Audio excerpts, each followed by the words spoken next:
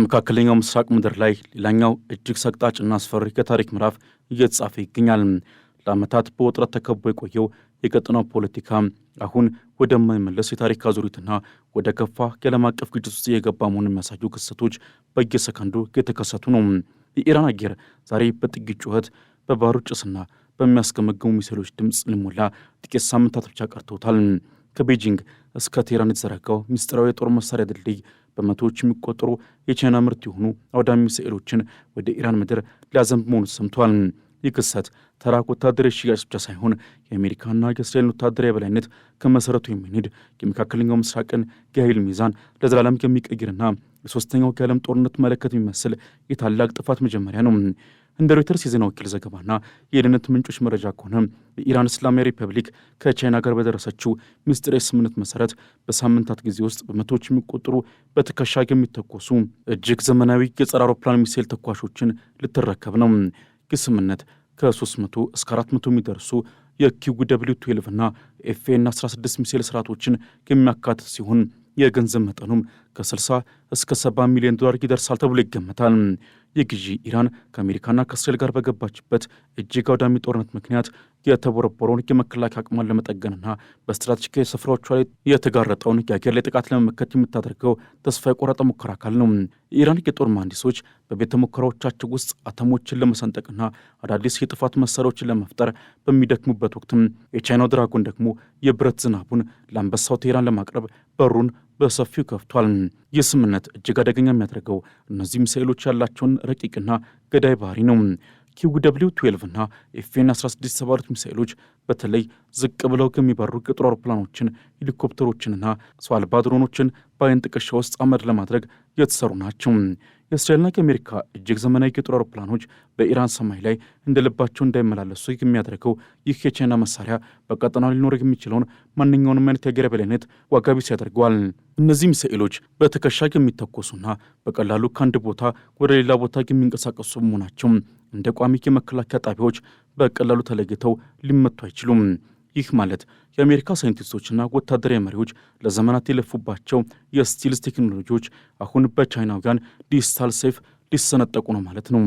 የዚህ ታላቅ የጦር መሳሪያ ዝውውር መነሻው ደግሞ በሆንግ ኮንግ በኩል የሚንቀሳቀሰው ዦንግኪንግ በዋሽንግተን ኢንተርናሽናል ኢንቨስትመንት የተባለው ምስጢራዊ ኩባንያ መሆኑ ጉዳዩን ይበልጥ ውስብስብና የጥፋት ድራማ ያደርገዋል። የኩባንያ በኢራንና በቻይና መንግስት መካከል እንደ መካከለኛ ሆኖ ማገልገል፣ ዓለም አቀፍ ማዕቀቦችን በመጣስና የሞት መሳሪያዎችን በማጓጓዝ ረገድ ዋነኛው ተዋናይ ሆኖ ብቅ ብሏል። ቻይና ምንም እንኳን እኔ ለሰላም የቆምኩ ሀገር ነኝ፣ ይህ ዘገባ መሰረተ ቢስ ነው ማለት በይፋ ብትክድም፣ በተግባር ግን የምስራቁ ኃይል ቴህራንን የአሜሪካን ተጽዕኖን መስበር እንደ ዋነኛ መሳሪያ እየተጠቀምባት መሆኑን የዓለም ፖለቲካ ተንታኞች በከፍተኛ ድንጋጤ እየገለጹ ይገኛሉ። የሚሳኤሎቹ የመጓጓዣ መስመር ደግሞ ሌላኛው አስደንጋጭ ክስተት ነው። መረጃዎቹ እንደሚያመለክቱት እነዚህ የሞት መሳሪያዎች ከቻይና ምዕራባዊ ግዛት ኦሮምኪ ተነስተው በፓኪስታን በኩል ወደ ኢራን እንዲገቡ ታቅዷል። ፓኪስታን እኔ በዚህ ውስጥ እጄ የለበትም ብላ ብታስተባበልም በቻይና በፓኪስታንና በኢራን መካከል የሚፈጠረው ይህ የሞት ኮሪደር ግን መላውን እስያና መካከለኛው ምስራቅን ወደማይቀለበስ የጦርነት ቀጠና ሊቀይረው ይችላል። የቻይና ሰላዮችና የኢራን ወታደራዊ ባለሥልጣናት በአሁኑ ወቅት በመሬት መንገድ መሳሪያዎቹን በሚስጥር ለመጓጓዝ የሚያስችላቸውን ስልት እየቀየሱ መሆናቸው ተሰምቷል። ይህ ማለት በመጪው ሳምንታት ውስጥ በሺዎች የሚቆጠሩ ሚሳኤሎች በበረሃማ መንገዶች ተጭነው ኢራን ሲገቡ የዓለም ደህንነት ምን ያህል አደጋ ላይ እንደሚወድቅ መገመት አይከብድም። ፕሬዚደንት ዶናልድ ትራምፕ ከኢራን ጋር የነበረውን የ2 ሳምንት የቦምብ ድብደባ ለጊዜው ቢያቆሙም ድርድር ካልተሳካ ጥቃቱ ይቀጥላል በማለት የዛቻ ቋንቋቸውን እያሰሙ ይገኛሉ። ይሁን እንጂ ኢራን ቻይና ያቀረበችላትን ይህንን ወርቃማ ዕድል በመጠቀም በመጪው ዙር የአሜሪካ ጥቃት ወቅት ምድሪቱን ወደ አውሮፕላኖች መቃብረት ለመቀየር ቆርጣ የተነሳች ትመስላለች። የኢራን አልጋ ወራሾችና የሃይማኖት መሪዎች ከዚህ ቀደም አሜሪካ ካልቆመች እኛም ወደ ቻይናና ሩሲያ እንዞራለን ሲሉ የሰጡ ማስጠንቀቂያ አሁን በተግባር እየታየ ነው። ይህ ደግሞ አሜሪካ በመካከለኛው ምስራቅ ያላትን ስትራቴጂካዊ የበላይነት ሙሉ በሙሉ የሚያጠፋና የዓለምን የኃይል ሚዛን ወደ ምስራቅ የሚያጋድል ታሪካዊ ክስተት ይሆናል። የዚህ የኒኩሌርና የሚሳኤል ስምምነት ሌላው አሰቃቂ ገጽታ የቻይናና የኢራን ወታደራዊ ትብብር ወደማይጠበቅ ከፍታ ማደጉ ነው። ቻይና ለኢራን የባህር ላይ የሚሳኤል መከላከያዎችን ለመስጠትም በዝግጅት ላይ መሆኗ ተነግሯል። ይህ ማለት የፋርስ ባሕረ ሰላጤና የሆርሙዝ የንግድ መስመር አሁን በቻይና መሳሪያዎች ቁጥጥር ስር ሊውሉ ነው ማለት ነው። የነዳጅ ዋጋ መናር፣ የንግድ መስመሮች መዘጋትና የባህር ላይ ጥቃቶች መጨመር የዚህ የቻይና ኢራን የክፋት ጥምረት የመጀመሪያ ውጤቶች ሊሆኑ ይችላሉ። ትራምፕ የፈጠሩት የፖለቲካ ክፍተት ቻይና በቀላሉ ሰርጋ እንድትገባና የአሜሪካን የቆየ ግዛት እንድትቆጣጠር መንገድ ከፍቶላታል። የአውሮፓ የደህንነት ተቋማትና የጎረቤት ሀገራት አሁን በከፍተኛ ድንጋጤ ውስጥ ናቸው። የቻይና የሚሳኤል ስርዓቶች በኢራን እጅ መግባታቸው በቀጠና ያሉ አሸባሪ ቡድኖችም እነዚህን መሳሪያዎች በቀላሉ ሊያገኟቸው ይችላሉ የሚል ስጋትን ፈጥሯል። አንድ አምባገነን መሪ በፈለገው ጊዜ ሊያዝበት የሚችል ይህ የጥፋት መሳሪያ በሃይማኖታዊና በቀጠና ጥላቻ በሚታወቀው መካከለኛው ምስራቅ ውስጥ መገኘቱ የአደጋውን መጠን እጥፍ ድርብ ያደርገዋል።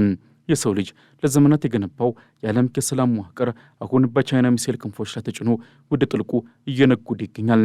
በትራምፕና በቤጂንግ መካከል ያለው የዲፕሎማሲ ፍጥጫም ወደ አዲስ ምዕራፍ ተሸጋግሯል። ትራምፕ በቻይና ላይ ከፍተኛ የታሪፍ ቀረጥ ቢጥሉም ቻይና ግን በኢራን በኩል አሜሪካንን ወታደራዊ ዋጋ ለማስከፈል እየተዘጋጀች ነው። ይህ የተኪ ጦርነት ወይም ፕሮክሲ ዋር አሁን በይፋ ታውጇል። የአሜሪካ ወታደራዊ መርከቦችና አውሮፕላኖች በመካከለኛው ምስራቅ ሰማይ ላይ ሲበሩ በቻይና ቴክኖሎጂ የተመረቱ ሚሳኤሎች ደግሞ ከታች ሆነው የሞት ግብዣቸውን ሊያቀርቡላቸው ነው። ይህ በዋሽንግተንና በቤጂንግ የተጀመረው አስፈሪ ጨዋታ መጨረሻው የሰላም ዜና ሳይሆን ምናልባትም የታላቁ የኒኩሌር አርማጌዶን መጀመሪያ ሊሆን እንደሚችል ታዛቢዎች በከፍተኛ ስጋት እየተነበዩ ይገኛሉ። ኢራን የቻይናን መሳሪያዎች ለመቀበል የምታደርገው ዝግጅት ሀገሪቱ በምዕራባውያን ላይ ያላትን የቆየ ጥላቻ ወደ ተግባራዊ እርምጃ ለመቀየር ያላትን ቁርጠኝነት ያሳያል። ቴህራን አሁን ብቸኛ አይደለሁም የሚል የሞራል ልዕልና ሰምቷታል። የቻይናው መሪ ዢ ጂንፒንግና የኢራኑ መሪዎች በሚስጥር የፈረሙት የ25 ዓመታት ስልታዊ ስምምነትም አሁን ወታደራዊ ገጽታውን እየለበሰ ነው። ይህ ስምምነትም በመጪው ዘመን ለመካከለኛው ምስራቅ ብቻ ሳይሆን ለመላው ዓለም ጥቁር ጥላ የሚጋርድ የጥፋት ድልድይ ሆኗል። በመጨረሻም ይህ የሚሳኤል ሽያጭና በሳምንታት ውስጥ የሚከናወነው ርክክብ ዓለም በአንድ አደገኛ መስቀለኛ መንገድ ላይ መቆሟን ያሳያል። የኢራን የሚሳኤል ባለቤት የመሆን ፍላጎት በቀጠናው ላይ የሰላም ሳይሆን የጥፋት ደመና እያጠላ ነው። የቻይና መንግስት ይህንን እጅግ ደካማ የሆነ ጉዳይ ለፖለቲካዊ ቁማርና ለአሜሪካ የበቀል እርምጃ መጠቀሙ የሰው ልጅ ደህንነት ለከፍተኛ አደጋ ጋልጧል። በመካከለኛው ምስራቅ የሚበቅለው የቻይና የጦር ዘር ፍሬው ሞትና ውድመት እንጂ ሰላም ሊሆን አይችልም። ዓለም አቀፉ ማህበረሰብ ይህን አደገኛ ግስጋሴ በአስቸኳይ ካላቆመም ወደፊት የሚመጣው የሚሳኤል እሳት ማንም የማይመርና መላውን የሰው ልጅ ወደ አመድነት የሚቀይር ይሆናል። የክፋት መለከቱ እየተነፋ ነው። የሚሳኤሎቹ ሞተር እየሞቁ ነው። ዓለም ግን አሁንም በዝምታ ጥልቁ ውስጥ ሰጥማ ትገኛለች። የኢራንና የቻይና የሚሳኤል ድራማ መጨረሻው ተርኬ ልቅት ሊሆን እንደሚችል ታላላቅ የፖለቲካ ሊቃውንት በምሬትና በቁጭት እየተናገሩ ይገኛሉ። የኢራን የጦር ማሽን አሁን በአዲስ ጉልበት እየተገነባ ነው። የአሜሪካና የእስራኤል ቦምቦች ያፈራረሱት የቴህራን ግድግዳ አሁን በቻይና ብረትና ሲሚንቶ እየታደሰ ነው። ይህ የታሪክ ለውጥ በቀጣዮቹ ጥቂት ወራት ውስጥ በቀጠናው ላይ ሊከሰት ለሚችለው መጠነ ሰፊ ጦርነት ቅድመ ዝግጅት መሆኑን ማንም አይጠራጠርም። ቻይና ለኢራን የሰጠችው ድጋፍ አሜሪካንን በቀጥታ ፊት ለፊት መጋፈጥ ነው። ይህ የሀያላን ሀገራት ፍጥጫ ደግሞ ሰለባው የሰው ልጅ ደህንነትና የዓለም ሰላም ነው። ዛሬ ኢራን በመቶዎች የሚቆጠሩ ሚሳኤሎችን ትቀበላለች። ነገር ግን ይህ መሳሪያ የሚተፋው እሳት መላውን ዓለም ሊለበልብ ይችላል። ጊዜው እያለቀ ነው። የሚሳኤሎቹ ርክክብ ግን እንደቀጠለ ነው። ዓለም ለዚህ የጥፋት እሳት ዝግጁ ናት። መልሱ ግልጽ ነው። ማንም ለሚሳኤል ጦርነት ዝግጁ ሊሆን አይችልም። የሰው ልጅ ካለፈው ስህተቱ ካልተማረ የወደፊት ጣፈንታው በሚሳኤል አመድ ውስጥ መቅረት ብቻ ይሆናል። አሁን ቤጂንግና ቴህራን የጀመሩት የአስፈሪ ጨዋታ መጨረሻው የሰላም ዜማ ሳይሆን የጥፋት ምልክት መሆኑን መላው ዓለም ሊገነዘበው ይገባል። በተለይም ፓኪስታን እንደ መተላለፊያ መስመር መመረጧ የቀጠናውን ደህንነት ይበልጥ ያወሳስቧል። ፓኪስታን ቀደም ሲል ከአሜሪካ ጋር የነበራት የጠበቀ ወዳጅነት አሁን በቻይና ግፊት እየተፈተነ ነው። ይህ የሚሳኤል ጉዞ በሂማሊያ ተራራዎችና በፓኪስታን በረሃዎች ውስጥ ሲያልፍም አሜሪካ በሳተላይቶቹ አማካኝነት በንቃት ትከታተላለች። ነገር ግን ቻይና እነዚህን መሳሪያዎች በሲቪል ዕቃዎች ስም በመደበቅና በተራቀቁ የጠለፋ ስልቶች በመታገዝ ለማጓጓዝ በመወሰኗ የአሜሪካን የስለላ አውታር ሙሉ በሙሉ እንዲጨልም አድርጎታል። ይህ የታሪክ ትልቁ የድመትና አይጥ ጨዋታ የዓለምን ደህንነት ቁማር ውስጥ እንዲገባ ያድርጎታል። በመጨረሻም ይህ የኢራንና የቻይና የሚሳኤል ስምምነት የሰው ልጅ ታሪክ ከፈጸማቸው ታላላቅ ጉዳዮች መካከል አንዱ ሆኖ ይመዘገባል። ጦርነትን ለማቆም በሚደረግ ጥረት ውስጥም አዳዲስ መሳሪያዎችን ማከማቸት የሰላም በር እንዳይቆልፍም ያሰጋል። ዛሬ በቴህራን ጎዳናዎች ላይ የሚታየው ደስታ ነገ የለቅሶ ድምፅ እንዳይሆን የዓለም መሪዎች አሁኑኑ ጣልቃ መግባት እንዳለባቸው ምዕራቢያን ሚዲያዎች እያስተጋቡ ነው። ነገር ግን ትራምፕና ሺ ጂንፒንግ በየፊናቸው በከፈቱት የግል ፍጥጫ ምክንያትም የሰው ልጅ ደህንነት የፖለቲካ መጫወቻ ሆኗል። የኢራን የሚሳኤል ሰማይ እየነደደ ነው። የቻይናው ድራጎንም እሳቱን እየነፋ ነው። ዓለም ግን አሁን በድንጋጤ ጥልቅ ውስጥ ሰጥማ ትገኛለች። ይህ ታሪካዊ ክስተት ፈጽሞ ሊረሳ የማይችልና በታሪክ መዝገብ ላይ በጥቁር ቀለም የሚጻፍ ዘላለማዊ ጉዳይ ሆኖ ይቀራል። የጥፋት መለከቱ እየተነፋ ይገኛል። የሰው ልጅ ከዚህ ጥፋት ለመዳን ያለው ዕድል በየሰከንዱ እየጠበበ መጥቷል። የኢራን የሚሳኤል ርክክብ ዛሬ በይፋ ተጀምሯል። መጨረሻው ግን የት እንደሚሆን ማንም አያውቅም። የመቃብሮቹ ድምፅ ፍትህን ይጮሃል። የምድሪቱ ደምም በቀልን ይጠራል።